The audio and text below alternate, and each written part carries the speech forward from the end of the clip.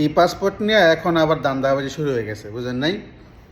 এখন ই পাসপোর্ট বানাতে যাবেন, যদি আপনার পাসপোর্ট অনুযায়ী আইডি কার্ড না থাকে, জন্ম নিবন্ধন না থাকে, তাহলে আপনি ই পাসপোর্ট বানাতে পারবেন না। আবার দেশ থেকে পাসপোর্ট অনুযায়ী জন্ম নিবন্ধন আনবেন, ওইটার সাথে মিল থাকবে, তারপরে আপনারা ই পাসপোর্ট বানাতে পারবেন। এটা এখন আরেক ধান্দাবাজি শুরু হয়ে গেছে।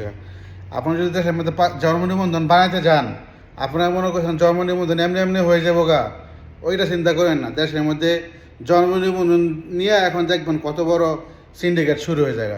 কারণ অধিকাংশ প্রবাসী বাইরের পাসপোর্টের মধ্যে বয়সে ঠিক নাই, নামে ঠিক নেই।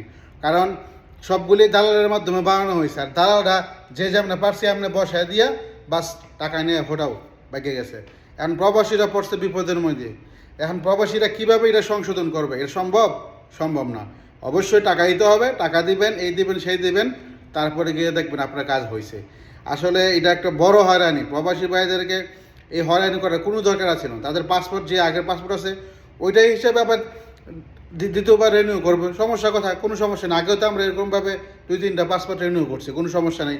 এখন ই পাসপোর্ট যে বানাতে হইতেছে, এটা কত বড় হয়রানির মধ্যে পড়তে হবে সবগুলো প্রবাসীরে। যে সময় বানাইতে যাবো জন্ম নিবন্ধন, তখন বুঝে আসবো, বুঝছেন নাই?